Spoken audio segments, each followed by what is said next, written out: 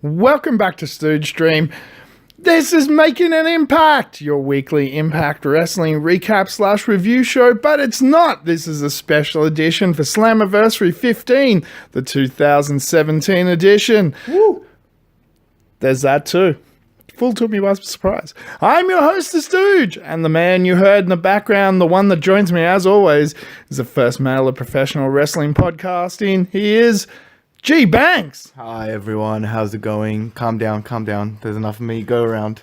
I'm just in high spirits today. It's Slammiversary. It's Slammiversary! Woo! Give me a woo. Woo! Yay! There you go, Ric Flair classic. Even the Stooge is in high spirits today. Definitely, it's Slammiversary. Will I get it too sweet tonight? No. Oh. Absolutely not. I'll just shut that down now. Okay. We'll just, yeah. Yep, alright. Well, let's continue on. Continue on? Yay.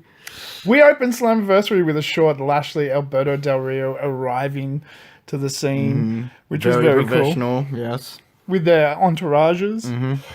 I gotta say, Lashley's entourage is looking on point tonight. Well, we get to the first big package. It's the Slammiversary package showing the history of Impact Wrestling. And for the first time ever, we get to see scary voiceover guy. I haven't actually heard much about him. I've heard his voice, and I'm just like, oh, look, it's that guy with the scary voice. We've only ever heard his voice. It's the first time we've ever seen him in the illustrious 15-year history of Impact Wrestling. It's the first appearance of a scary voice guy. So we've got our first surprise appearance of the evening. Maybe he'll make his first in-ring debut soon. Maybe. We'll see. Maybe.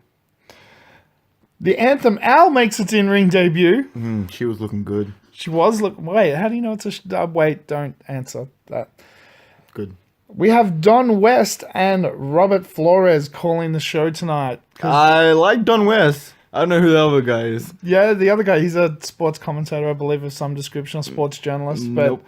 Don West is Don West. Yeah, Don West is every wrestling fan ever. It's so great to have Don West back. Can't call a wrestling match for shit, but the guy is just a mark. He's such a mark. It's so good. Yeah, like, he it's gets just you fun. into it so much. We have representatives from Noah, Crash, AAA, and Impact at the top of the ramp, All good friends with all of them. which is awesome. Something that most people wouldn't know is that Crash and AAA don't really work together, so Yeah. you won't really ever see their competitors in the ring. Sometimes the Christmas parties can get wild when I'm there. Now, just before we get to the first match, we've got some business to deal with. What's the business? We got business. What's business? Well, remember, we promised a prize. Oh yeah, the prize time. So Prize time. Alessio, as you can see, has actually sent us multiple variations of our new logo. Alessio, fuck yeah. You still don't have anything. You've had weeks to think about it. No, a couple of days. Weeks. I'm trying. Yeah, actually, that's been a couple of days. Yeah. Okay. Good. I'm trying to make it sound worse. Yeah. Good.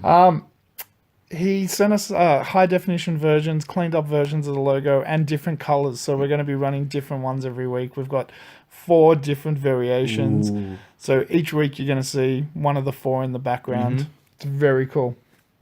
Now, your prize, sir, is first off, Fandemonium, Beer Money, and Motor City Machine Guns. Ooh. A 2-disc set featuring the best of Beer Money and the best of Motor City Machine Guns. Ooh.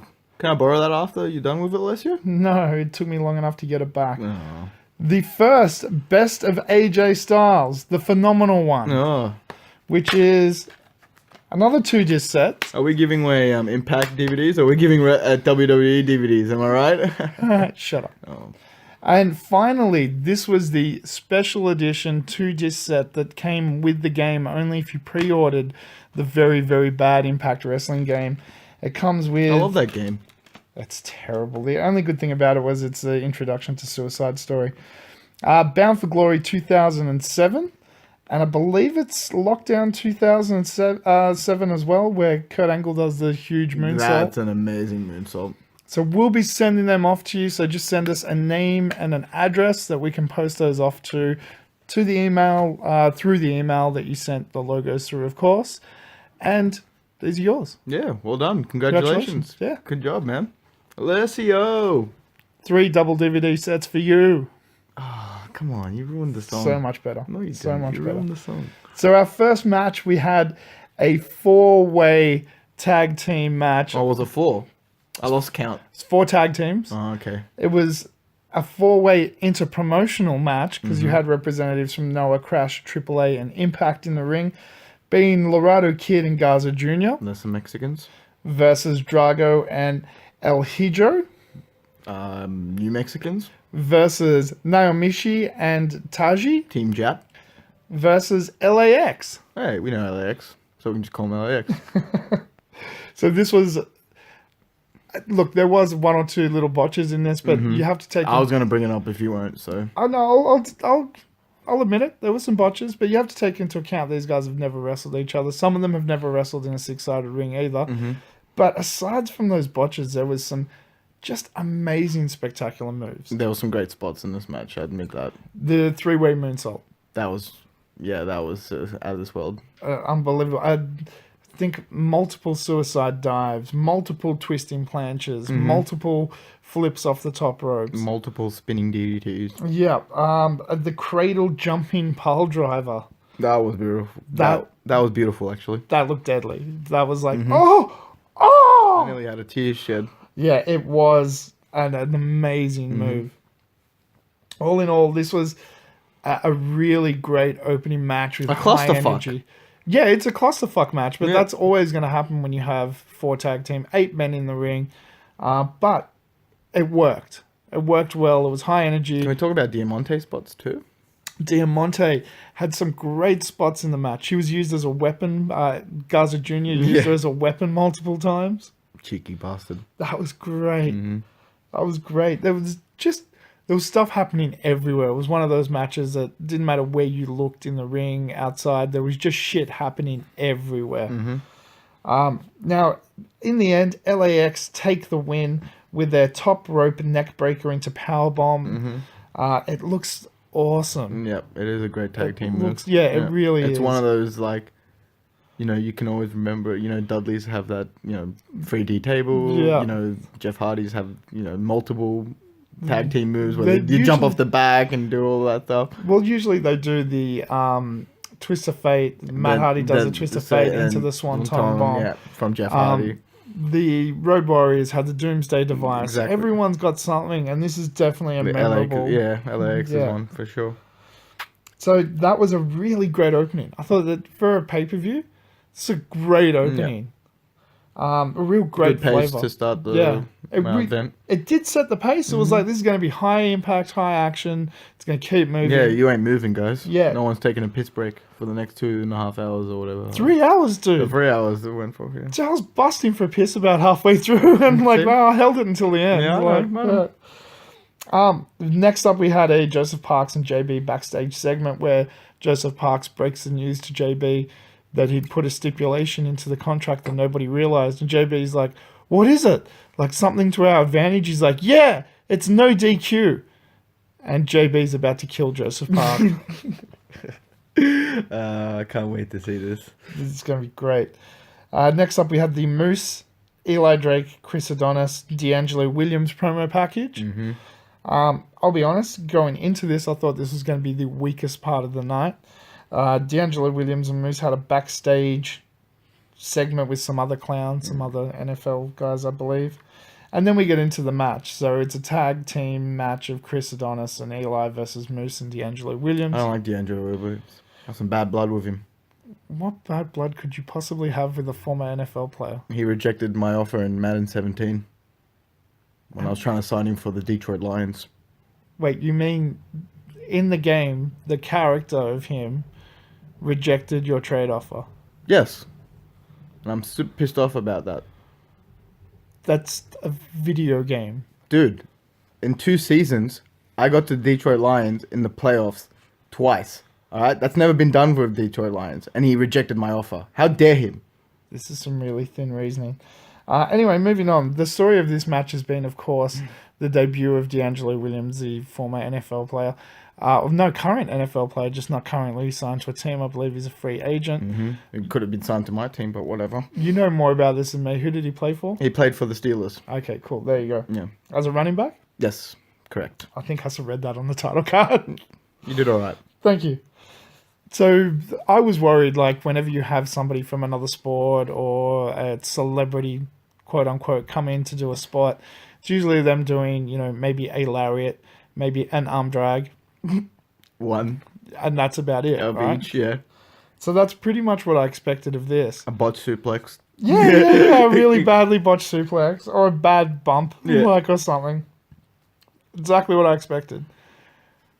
God damn, was I wrong. No, we're both wrong. Don't worry. I think maybe the half the world was wrong. No, I think the entire world was wrong because we all went in this going, oh, this is just the pop cross-promotional, let's get some NFL fans to watch this match. No, D'Angelo Williams is a wrestling fan because he's been training. He was like, it was hard to take your eyes off him because you knew what to expect from everyone To be honest, else. I was looking for a mistake Same. and I couldn't find one. Couldn't find one to. Well, again, you knew what to expect from Moose.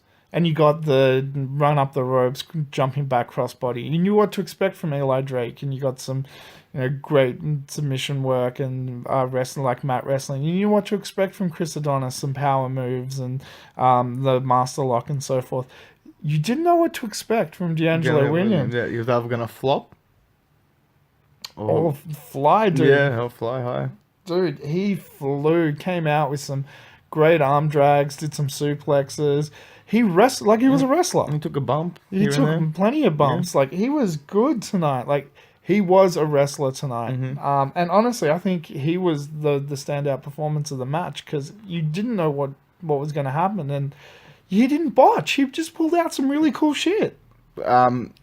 Got to give credit to the other wrestlers, though. They did make him look good, too. Oh, absolutely. Like, they put him in the ring with the right people because they enhanced his performance and helped him through and made him look fantastic. So the ending came with D'Angelo Williams actually doing a really good-looking frog splash onto Chris Adonis, onto a table. Unfortunately, the table didn't break, so they both bounced the table's off one it. of the strongest tables I've ever seen in my whole life. Oh, and it's rough because when the table doesn't break, it hurts 10 times more because the momentum goes straight back through them. Oh, it's rough. That's what you get for not signing for my team, you piece of shit. But anyway, D'Angelo Williams did obviously help get the win there, and him and Moose defeated the team of Eli Drake and Chris Adonis. But it wasn't over there. They dragged Eli Drake back to the ring because the table didn't break. It's still ready to be used. And Eli goes through the table with a Moose roll-up power bomb. What a bunch of hooligans. What a bunch of thugs. That's why I don't think football players should be wrestling. Well, that was more Moose. Well, actually, yeah, he's an ex-football player as well, isn't he? Yeah. All thugs. Look. So I think it's pretty cool that Moose and D'Angelo Williams have broken that trend of like other sports players coming in and doing well. Next up, we had EC3 doing an interview backstage with InterviewBot. And that led into the James Storm EC3 promo, which of course led into the James Storm EC3 strap match. I'm really looking forward to this match. This match was really good. This is the strap match stipulation is a classic wrestling stipulation from the days of the territory eras. You don't see it as much these days. It only comes out once every now and then. Oh, when James Storm wrestles. Yeah, pretty much. He's been in a couple He of loves them. Yeah. It's a very southern match style. Or he's really into rope and bondage play. Yeah, you could be. Could be. So there was a lot of brutality with the leather strap. EC3 took a massive 20 or 31 straps to the back. That was vicious. And then that one extra one for fun. That was disgusting by vicious. James Storm. But then EC3 also did the choke out through the ropes using the strap spot. See, that was fair. Yeah. Yeah, look, everything's fair in a strap match. It's no DQ. No, I'm trying to make a point that was fair, and James Storm's whipping I'm 31 making the point that everything's fair in a strap match. Damn, everything is fair in a flat match. I And can't I beat you on. just shut you the Yeah, I fuck down. can't beat you on this one. Shut down! Damn. Shut down! Okay, fine. Continue. Anyway, I really liked it. This was one of those matches that had some heavy-hitting brutality as well as some decent wrestling. There was a moment, though, that was a little bit weird. James Storm gets a super kick. Looks like it's going into the finish, and he just collapsed. EC3 wins with a jumping faceplant. Now, you said that looks like a work. And cool, very possibly it could be, but I don't know, man. Something just didn't feel right. It was definitely a work. I don't know. It was good usage of EC3 using the TW. The what? TW? Oh, wait. Why did I do that? PW. He executed it perfectly on It's T. not a thing. It is a It's thing. not a thing. It is a thing. It's He not a obviously thing. did it in the match. It's not a thing. Well, that's how he won. It's not a thing. He won by using a TW. Anyway, they cut, while there was people trying to look after James Storm, they cut to backstage to Dutch and Karen looking for Bruce Pritchard. He's gone missing. I don't want to know. Don't worry about that, my friend. Let's continue on. All right. Then there was a Josh and JB promo package. Mm-hmm. Now, here's where I think that something was a little off, right? Like, if it was a work, by this point they would have had him out of the way. But James Storm was still there. They run these promo packages on the screens there as well. Yeah. So Storm was still at ringside with the paramedics looking after him. And then the Pope just comes out. And you can see they ran that really quick. So, yeah, he was supposed to come out anyway because he was coming out to commentary. But it was more of a distraction. And while the Pope's coming out, they're dragging James Storm off the side, out of the way. Yeah, I know, still. But I feel like it's still just a big work. It could be. We'll see if it ties into a storyline or what happens next. Like, it's going to be like, you cheated, you used, the pole, which you didn't. Because you just said that everything goes in a strap match. Yeah. Well, we'll see what happens. We'll see if it's worked into a story arc or not. Next up, we had, as I said, the Pope coming down to do commentary. Woo! And if you're doing commentary, you know what it's for. Yep. It's Josh Matthews with Scott Steiner versus... Don't start with me. What? Versus JB and Joseph Park. Boo. So this was It's Team GOAT, my guy. It's not a Team GOAT. So this was a very JB produced segment. The whole thing has been. JB, if you aren't aware, was the producer behind a lot of the Broken Hardy segments. So this starts off in the ring, goes backstage, and very quickly becomes a pre-taped segment. Mm-hmm. There was a whole lot of cool stuff going on. So let's pick a couple of little bits. So the Josh Matthews and JB in the pool. Mm-hmm.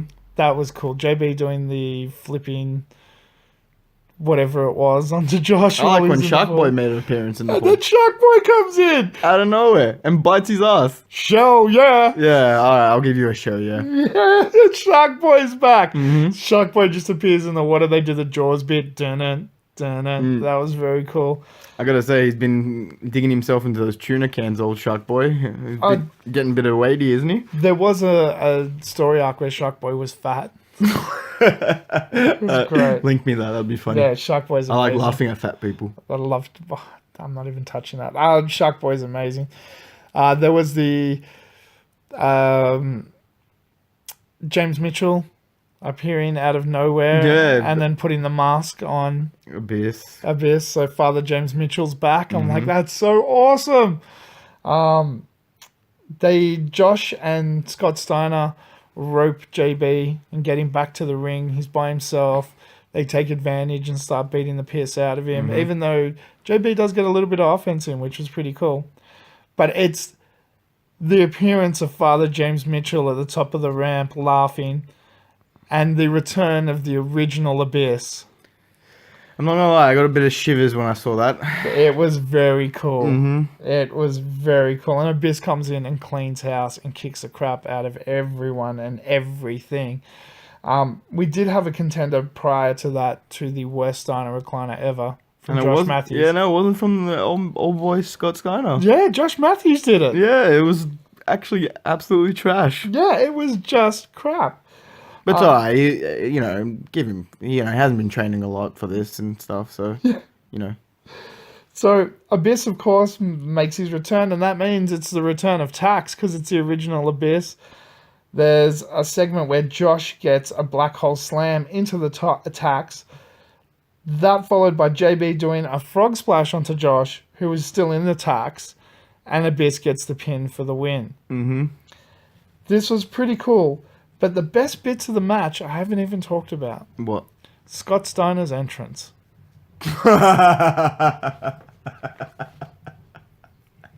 Yeah. So- this was actually my moment of the night. The best part of this match was Scott Steiner's entrance. And if you want to know why, because in the course of 30 seconds, I'd say less.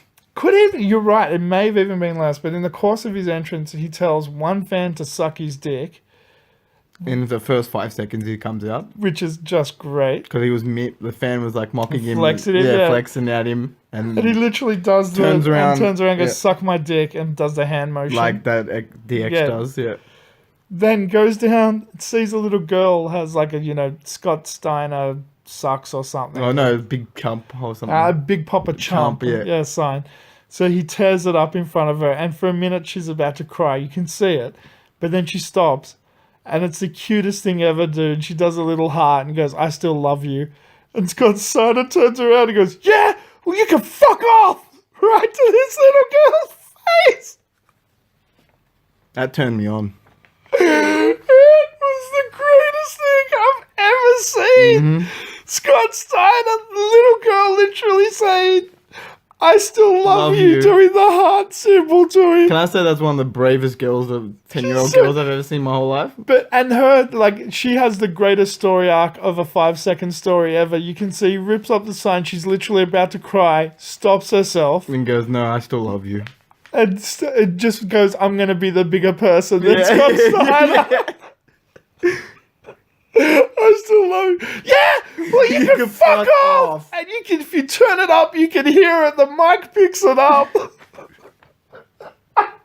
Give spirit to the little girl, though. A lot of other 10-year-olds would have been fucking in literal tears right now. She kept her shit together. She almost did. You saw it. Yeah. She almost, and she's like, no, I'm going to be the bigger person. And you think Scott Steiner would just take that and go, okay, like, this little girl stood up to me. Good job. No.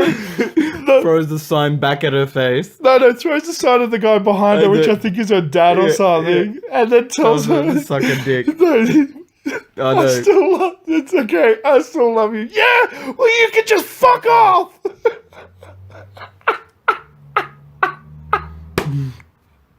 Yeah, it was. Moment of the night. Yeah, that's what I said. It was my moment of the night, easily. How do they keep putting this guy near a microphone? Like, And I love how the commentators try to cover it. Well, he is the most unpredictable man in wrestling. Like, I hope that covers us. Yeah. He just told a little girl to fuck off. Suck his dick and tells a little girl to fuck off. Yeah. That will cover it. I love Scott Steiner. Unpredictable, am I right? I love Scott I Steiner know. so much. We all do. So much. I'm in tears. Yeah, I I'm know. in tears. I'm This in is twice literal he's tears. made you in tears. Oh, he's just amazing. Okay, alright, we'll move on. So, El Patron does an interview with Interview Bot backstage, Yay. the usual hype up main event interview piece. Davey and Eddie promo. This is a really well cut together promo that I thought, showed the build to what was happening. And we're going into a full Metal Mayhem intergender match, meaning there is no tag men on men, women on women automatic rule. This is anyone on anyone. Mm-hmm. Anything can happen. Anything goes, I'd say. It does. And it's Davey Richards and Angelina Love versus Eddie Edwards and Wifey. The power couple. Which one? Davey and Angelina. Oh, I was going to say the grossest couple in wrestling, but That's obviously their second name. laughing at Scott Steiner hurt my throat. I'm glad you agree with me on that at least. What? That they are the grossest couple in Yeah. wrestling. So gross. I'm not gonna deny that. Even though they've stopped doing the kissy licky thing, I remember the fact that they did it. And that's bad enough. Well, I always will remember it because it's fucking on the Triton every time they come out. They come out so bad. It's like, god damn it. So, Still love them though. Full Metal Mayhem means no DQ, anything goes, So in this match we Just had... minus the jeans. Yeah, there's no jeans in Full Metal Mayhem. So, in this match we had ladders, tables, kendo sticks, chairs, garbage cans, all sorts of weaponry, tacks. So let's cover a couple of the spots. So, Wifey took a couple of pretty big bumps with the garbage can lid, the ladder. Angelina took a massive ladder bump. Davey and Eddie took just massive bumps. It started with Davey taking a suicide dive from Eddie straight into the barrier. And then Wifey takes out all of them by jumping off the top rope. Top rope. There was just some huge spots in this. The double garbage can, double kendo stick spot. Yeah, that was pretty funny. That was pretty cool. I'd never seen somebody tried to feed someone tacks before. Yeah, and then get cop a super kick straight after. Yeah. That was cool. That was brutal though, holding his mouth open. Davey and Angelina holding Eddie Edwards' mouth open, trying to feed him tacks. Still cool though. It was cool. It was just brutal. I thought the ending sequence where wifey Alicia Edwards power slams Angelina Love through a table, and then Eddie does the flipping power bomb. Mm-hmm. Almost looks like Canadian. Almost looks like a Canadian, but he flips over him and then power bombs Davey off the ladder through a table for the win. That was a great spot as well. That was a good ending. Yeah, I'll admit that. Even though this match was one of the shorter matches on the card, it had to be because of the amount of damage and brutality they were taking. It was the shortest match, but most action, I believe. Yeah. They were brutal, and it was a great. I think they went out there and tried to steal a show. Mm-hmm. So in the end, Eddie gets the pin after that flipping power bomb, and hopefully this is the end of that story arc, and everyone can move on to other things now.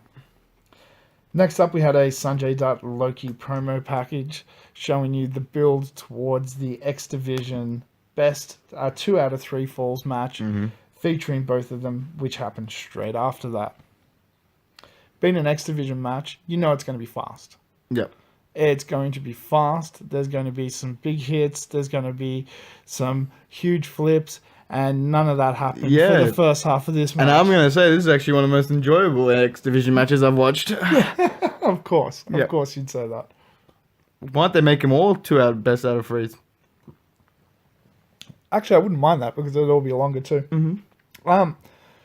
They started this off slow, which I liked. This match built. Mm-hmm. Even though there was some hard hits, like very early in the match, Loki hits that double drop kick, almost foot stomp to the chest thing that sends his opponent flying across the ring. Sanjay hits a whole lot of I think he hit a spinning DDT early in the match. Like, there was just so much happening, but it wasn't overly fast. Like, they took their time, they paced it out, they logically built. So they should. So Loki gets the first fall with the Warrior's Way out of nowhere. So it was after Sanjay actually hit a huge suplex off the top rope. Wasn't it a Hurricane? Could have been a Hurricane Runner off the top rope. You're absolutely right. My apologies. Hurricane Runner off the top rope. And Loki just flips up and hits the Warrior's Way for the first fall.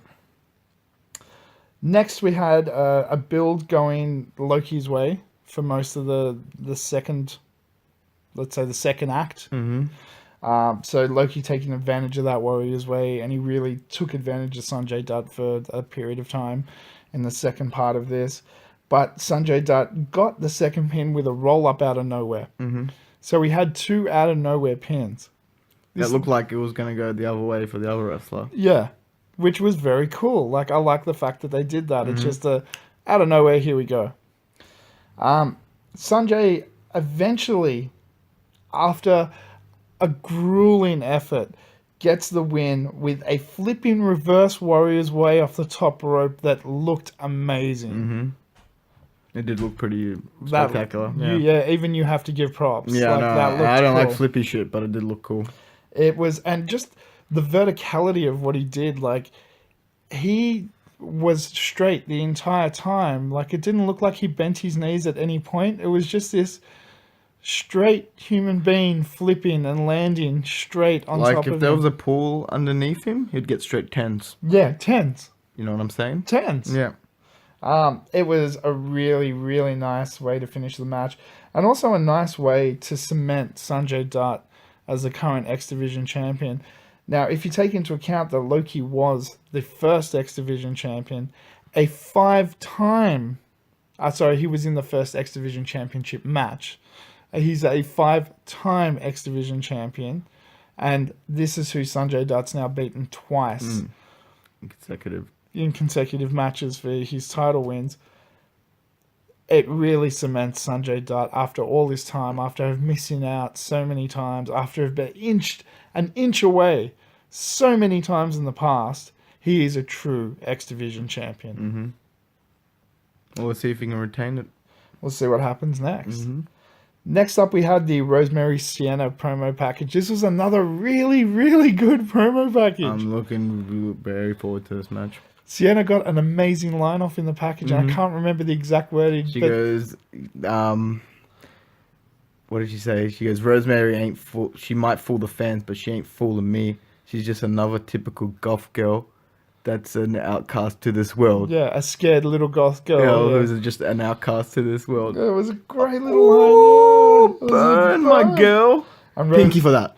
No. And Rosemary got her, typical the darkness and the voices talk to me lines.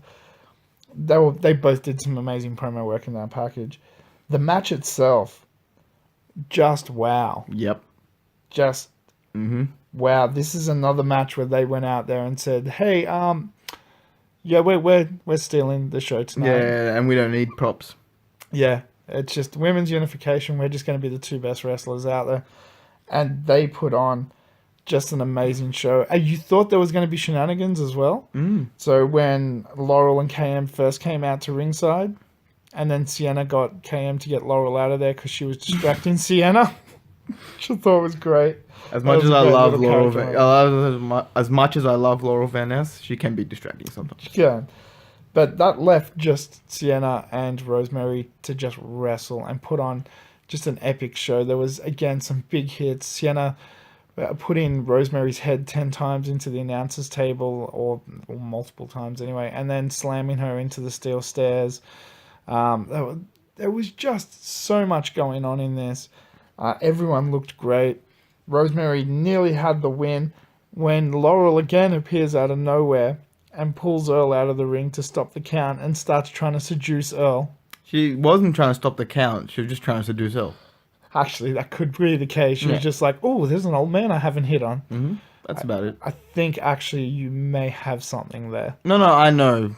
I'm 100%. I know That's Laurel. right. You know the family. Yeah, exactly. Yeah, of course. That's my fault. Ali comes and chases Laurel away with a kendo stick. So of course she has to use weapons. Which again leaves Sienna and Rosemary alone in the ring. But Sienna uses the distraction to lure Rosemary into a silencer. It looks like it's over. Rosemary gets out of it. She's about to miss Sienna, and Sienna counters the miss by covering her mouth, getting the mist all over her hands, getting it into Rosemary's eyes, and then doing an MMA forward-facing headlock choke out thing that looked really good. I don't know what it's called, but it looked really... Is it a forward guillotine choke? I think it's a forward armbar choke. No, it was a headlock. Was it a headlock? It was. She was choking her head out. Oh yeah, she was choking her head out. So it could be like a sitting guillotine or something. Maybe. Yeah, so Sienna is now the unified Woo! Global Force Women's Champion. Pinky's up. No. Why? She won. No. She's a women's champion. No. God So damn I it. was very much looking forward to Rosemary winning this, and she lost. There wasn't Yay. me and the knockout were both disappointed, but at the same time, Yay. it was such a good match. It didn't matter either way. I'm happy with the outcome, and I'm happy with the match. Well, you know what I'm really happy with? What? King of the Mountain's back! And this is my time to leave. It's been good knowing you guys. I'm out. Bye. Ugh. Jeff Jarrett is back! JB introduces Jeff Jarrett. He comes down to the ring and surprisingly only gives a very short promo. He doesn't take too much time. For Double J, that was pretty short. No, I don't mean for Double J in particular. I mean, like, think about if this was a Vince McMahon promo, it would have been like 25 minutes. Jeff just came out and gave a 5-minute thank you very much to all the fans. You guys made this place. And we're going to have a great main event with Lashley and El Patron. That was pretty much it. But the King of the Mountain's back! Survivor! I hate him. He doesn't age. He does not age at all. At all. No. Jeff Jarrett looks the same now as when he was the WWE Intercontinental Champion, when he was the WCW Heavyweight Champion, when he was champion in his dad's promotion when he was 18. He Yeah. looks the same. We're gonna get old and wrinkly, and he's still gonna look the same. Yeah. God Yeah. damn it, he's a cockroach. Can't kill him. So we get to our main event. It's the World Heavyweight Title Unification match with Bobby Lashley and Alberto El Patron. They both have their entourages. Lashley has King Mo. Patron has his brother and his dad. Yeah. Two professional wrestling legends. People that they helped start the Lucha Libre wrestling style. Dos Cardos, and I forget his, it's Hijo del Dos Cardos, I believe. It's son of Dos Cardos is his brother's name. Yeah, they sound forgettable to me. Okay. Who isn't forgettable to you is Lashley and King Yeah. Mo, of course, Yep. in the other corner. Now, this was a... Team Bellator. No. Oh, This was a heavy-hitting match. you can emphasize on the heavy. Yeah, they hit each other hard. They wanted to definitely put this over and make sure that everyone was aware that, like, this is a big match in every regards. Not only was it two big men, it was just a big match. Some huge hits, as I said, including Patron getting an early armbar and Lashley deadlifting that human being and power slamming him with one arm.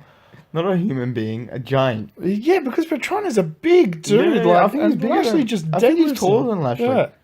And then when they were in the reverse spot, Patron had no chance of deadlifting him, so just pulls his arm out and kicks him in the face. Yeah, it's like, nah. I gotta keep up with a 20-year-old. I ain't dealing with this. But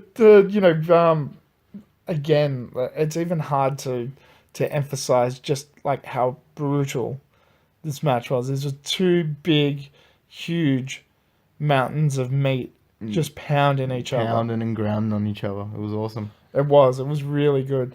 Now, you thought, of course, that there was going to be a whole lot of interference, but there really wasn't. They more interfered with each other. Yeah. Which was good. Like, it's a way of using the entourage without taking away from the match. Yeah. There was, of course, a moment or two where Lashley like put his hands on Patron's father, and Patron put his hands on King Mo. Patron's father put his hands on King Mo, but there wasn't really a lot of that. It was more about the match. Yeah. Being the fact that both of these guys, Patron has had MMA matches in the past, as well as his pro wrestling career, whereas Lashley went the other way and has had a pro wrestling career and then became an MMA fighter. So there is that parallel as well in their story. So these guys really know how to move around in that ring with each other and do some interesting stuff. It was actually one of the greatest matches I've seen with two big dudes. Because two big dudes can be sometimes a very boring match. Yeah. Because it can be very slow. It can be, very basic, if you know what I mean. Like, scoop slam, suplex. Choke Power slam. bam. Yeah, power bomb, choke slam, exactly. No, this wasn't it. This No. was like they were moving around fast. It was This was unpredictable. fast. dude. Yeah. And again, as we said, it was two big dudes Yeah. hitting each other. It was Oh, yeah. enjoyable to watch. It was really, really good. And just I would have loved to have one of those things that measures force. Just to see how much like force was registered from those hits. It would have been like a car accident every time they ran into each It would other. have been around the same Richter scale as A small earthquake. the one that hit her Hiroshima. her tie. What was that place? That In Japan, they had Yeah, the earthquake yeah. recently. Yeah, okay. I don't know the area. Oh, too soon still. Too soon. What They had do a you mean? nuclear meltdown. Too It soon. happened like 4 years ago. Yeah, they had a nuclear meltdown too soon. Oh, Too come on. Anyway, again, this is a match worth watching. We're not going to break it down too much because you really should go see it for Yeah. yourself. This was a match worthy of a championship unification. The ending was Patron, of course, with a double foot stomp off the ropes. I didn't like the ending. Thought look, I completely agree. Two reasons. What? First reason, it was really just, for the match itself, it just really was bland and came out of nowhere. Yeah. Second reason, shit outcome. Bobby Good. Lashley deserved it. Look, I was going to say the ending did kind of come out of nowhere, but that was due to what was happening outside of the ring. I think if the camera had stayed inside the ring, it wouldn't have felt as jarring. But the double foot stomp did look good, and it looks best against a bigger opponent. Yeah. So against Lashley, like it looks like there's a lot of force behind it. More impact hitting the ground. So Patron gets the win. His dad and his brother in the ring helping celebrate. Double J comes up and gives him the titles. It's the real good send you home moment at the end of Slammiversary. I didn't like it. Of course you didn't like it. Because it's a feel good moment. Mm-hmm. You heartless bastard. Mm-hmm. Now, before we get to our match of the night and our quick wrap up, we're going to do what we usually do, and that's our shout outs. Shout outs. You've only had 2 days to comment, but we've had a stack of I know, I didn't comment. expect this much comments in like I 2 didn't days. expect This is it. like a record. Look, I honestly thought that this was just going to be one of our like very low viewed episodes because we've got a pay per view coming up and there's a lot going on. But no, everyone jumped on. Everybody wanted to know what was going on before the pay per view, so it's very cool. So again, before we forget, Alessio, thank you so much for our logos You're one a good last man, time. Alessio. You're a legend. Make sure you send me that name and address so I can shoot you off that package of DVDs. Average Boy. He's back. He's commenting. Back. Hi, Average Boy. He's always there, actually. Yeah, what's up? He's one of the OG guys. He is. Original. He is. He's one of our long-time commenters. So he said, Josh Matthews saying the Indian swoggle had half the population of Mumbai in his underwear was hilarious. That guy was packing. He was actually packing. I looked back. Was. I was actually trying to look for pornos of him. I failed, obviously. Look, I didn't notice either. I had to go back and look. And I was with the knockout Fiona, and she was like, "Wow, he is packing. Mm-hmm. There's some meat in those trunks. Yeah, small Indian man's got it. Impressive. Yep. Impressive." Average Boy also said, "Great show. I ordered the pay-per-view today. Excited for everything but the main event. I've never liked Del Bodo, and even Lashley can't save this match." Ooh, I think you're going to change your mind after you've watched the show, sir, because that was an amazing match. Yeah, I never liked Alberto too, but Yeah. the match was alright. So, next up, Wild Animal Danish had a comment. Oh, what'd he say? Well, he corrected me because you corrected me on the show, but he just wanted to let me know. Yeah, as just well. let you know as well. Good on you, Yeah. Danish. Impact shoots in Orlando, not Miami. Miami's like 200 miles away. Come on, Stooge. Look, I replied, I'm not good with geography. G-Banks corrected me on the show. Come on, Stooge. Next up, Alessio, you gave me a good laugh. Great review as always. Thank you, sir. Thank you as And always. again, we appreciate the logos. Enjoy They the are gift. Amazing. You know what? Even I'm being generous. I might even send you a photo of myself. I will not include that in the package for your sanity. Why? Lastly, Vince Russo's back! He's back, bro. What did he say this time? Listen, bro. Vince Russo isn't an impersonator, bro. I'm the real deal, Holyfield. All right, bro? Holyfield. So I replied What's a with, Holyfield? like a Vander Holyfield. Oh, okay, yeah, okay. So I replied with, we apologize, of course, Mr. Russo. Thank you for taking the time to correct someone as lowly as ourselves. Yes, of course. Bro. Bro. Yep. I'm glad you finished it off with bro. You have to. It's Vince Russo. As always, thank you to everyone that watches the show, be it through our link through Reddit, on YouTube, all of our subscribers and the people that comment. We really appreciate it. Mm-hmm. So match of the night, what was yours? I don't have to say the knockouts match. Really? Yeah. Really? Loved every moment of it. I'm surprised. Why? I'm surprised. Why would you be? I don't know. I thought you would have gone for the main event. My queen won. Actually, yeah, why am I surprised? Sienna won, of course, and you got to stick it to me. Mm-hmm. That was like my moment of the night. Yeah. Yeah. What was yours? 2 shows in a row, which is really weird for me. I'm picking the main event. I'm usually an undercard guy. I'm usually See, an I thought you were going to unappreciated pick match that. guy. It was either that or the clusterfuck at the start because you seem to enjoy that. At the Yeah, start. I was really into that. That was really close. Like, I know you weren't going to pick the Steiner match because that was just like, that was more of like, yeah. That was fun. Yeah, that was just a fun match. But yeah. Dude, that nearly got it for the entrance. Yeah, the entrance, that's what I'm saying. Yeah. The entrance was a moment of my night. Yeah, a moment of the night was Scott Steiner telling a little girl she can fuck off. Mm-hmm. That was amazing. That was just, that will never be repeated again. Mm-hmm. And that I was actually kind of amazing. wish it does. Oh, dude, I hope they run that on loop. And yeah, the opening match nearly. The women's match, so close as well, because that was just a great match. But, dude, I really loved the main event. I thought it was really well done. And the fact that the interference didn't take away from the match. Like, it was its own little thing, rather than King Mo getting in the ring and hitting someone with a chair and stuff. And they even teased it at one point, King Mo with a chair. Yeah, actually, no, I do remember that. Yeah, he did come up with the chair and then didn't come in and then try to use it again. Yeah, and then the ref saw him. Yeah. And then he never got to use the chair. And, like, I thought that was just some really cool little psychology and baiting us. Because they're like, so he's going to hit him with a chair and that's how Lashley's going to win. Predictable. Yeah, it was great. Like, little things like that in the match I really enjoyed. And the match itself was just really good. You're a sucker for catering the fans, aren't you? What? You're a sucker for when the Impact caters the fans. No, look, it wasn't even the fan pop at the end or anything like that. This was just purely down to the in-ring work of Lashley and El Patron. Fair enough. That spinning armbar into the arm breaker that Patron did was just fucking phenomenal. The tackle, Lashley's spear, it was real. Like, it was just on point. Like, these guys were just on point with everything they did. There was no slip-ups. There was no fuck-ups. There was no botches. There was no missteps. Like, their timing was just perfect. And Lashley, has been built up like this unstoppable monster with this, I'm just going to run through everyone attitude. But Patron came in like a house on fire from second one. And there wasn't any point in this match that you felt like he was the underdog. This was just two deserving guys going at it. Yeah, I really enjoyed that.